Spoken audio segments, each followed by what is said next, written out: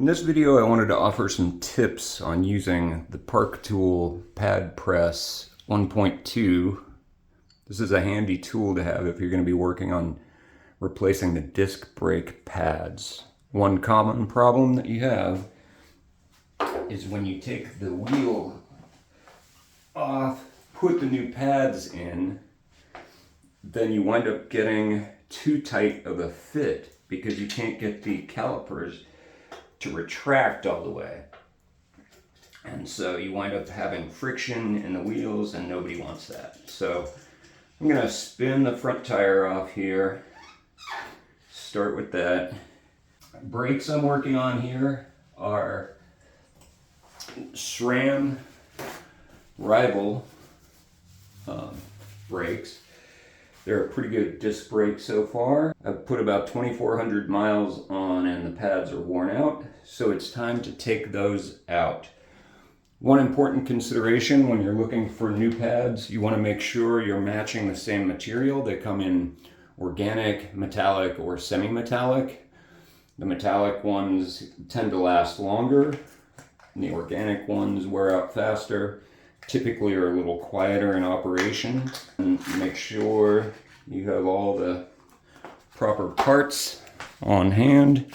Here in the new SRAM pack, you've got the spring, the two new pads here, and then you've got a retaining bolt and a little circlip keeper for that.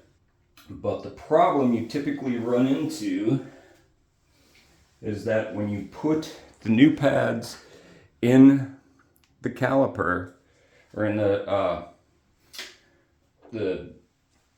brake body of the brake here, you can't put the Park tool all the way in.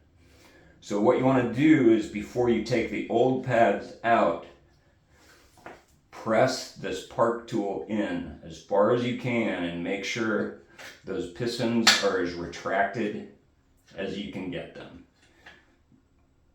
This is important because if you just slap the new pads right in there, the Park tool is not going to fit.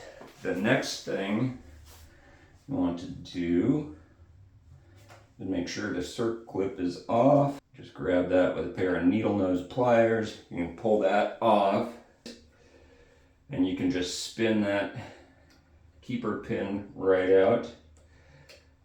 I like to make sure I separate the old pin from the new, and these will just lift right out. Done for. Used up all their useful life. Okay, so here's the trick. You take the new pad, one old pad, put these together, put those back in the brake body, and put the pin back in. So it goes right in there.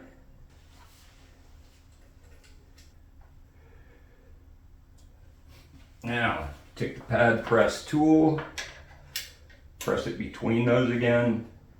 Make sure those pistons are fully retracted. Keep in mind you're going to get another millimeter or so, maybe more or less, depending on how worn your old pads are, when you put both new pads in here. But this incremental step can be super helpful.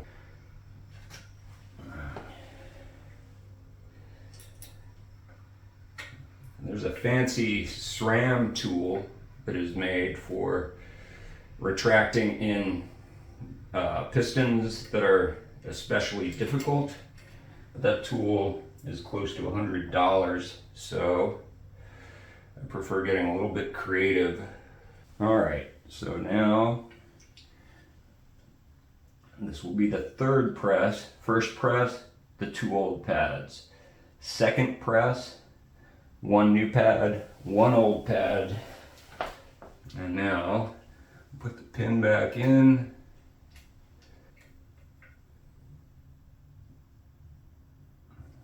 Tighten all your parts down as per the specs of your particular manufacturer for the brakes and the bicycle. All right, so this is the final press. As you can see, this Park tool barely fits. Drop the wheel right in. So far so good. Slap that back in place. The through axle is going to need to be torqued as per the manufacturer's specs, but there we go. Free rolling, just how we like it. All right, well, I hope this helped. I know it was a little bit of a battle for me trying to get them to retract, but once you figure out the method, it's not so bad.